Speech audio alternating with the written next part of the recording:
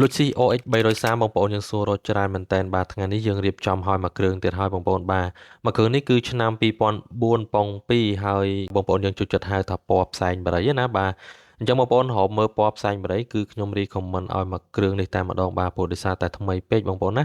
បាទទាំងផ្នែកខាងក្នុងខាងក្រៅគឺនៅស្អាតកង់វិញនៅថ្មី4គ្រាប់តែម្ដងបងប្អូនបាទទាំងក្នុងទាំងអីបងប្អូនមើលមកគឺនៅថ្មីតែម្ដងបាទអត់មានសឹករិចរិលទេគីឡូគឺយើងប្រើបានតិចទេណាបងប្អូនបាទហើយមួយគ្រឿងនេះផងដែរគឺយើងរៀបចំខាងក្នុងនេះយើងតឡើងមួយ Android រួចរាល់ហើយម៉ាស៊ីនត្រជាក់អីគឺត្រជាក់ខ្លាំងតែម្ដងបងប្អូនបាទទាំងស្បែកពូកទាំងអីគឺនៅថ្មីទាំងចាំងទ្វារទាំងអីបងប្អូនណាមើលភិនភាគបាទគឺនៅថ្មីតែម្ដងបងប្អូនយកទៅគឺយើងថែមកាមេរ៉ាជើង VIP ឲ្យមួយឈុតតែម្ដងណាបាទចាក់សាំងឲ្យមកពេញដូរប្រេងម៉ាស៊ីនដូរប្រេងប្រអប់លេខជូនណាបងប្អូនបាទបងប្អូនមកគ្រឿងនេះខ្ញុំធានាជូនថាអត់មានបុកប៉ះធ្វើកញ្ចៅកន្លែងណាទេព្រោះដោយសារតែមុននឹងទិញហ្នឹងគឺយើង check រួចរាល់ហើយណាបងប្អូន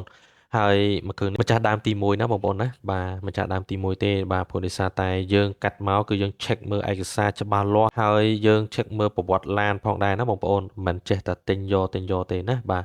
ហើយបងប្អូនបាទមកគ្រឿងនេះបងប្អូនចង់ទិញដាច់ឬមួយក៏ចង់វាយដូរអីបានដូចគ្នាចង់បងរំលោះបងប្អូនមានលុយចូលរួម500 1000ក៏បានបងប្អូនចង់រំលោះសុទ្ធ100%ដោយមិនចង់ចូលរួមហ្នឹងក៏បានដូចគ្នាដែរបាទចឹងបងប្អូនយើងដែលចង់បានឡានថ្មីឡានស្អាតអាចមកជួបបងប្អូនបានណាបាទអរគុណច្រើនសម្រាប់បងប្អូនយើងទស្សនាវីដេអូនេះដល់ចប់បាទអរគុណច្រើន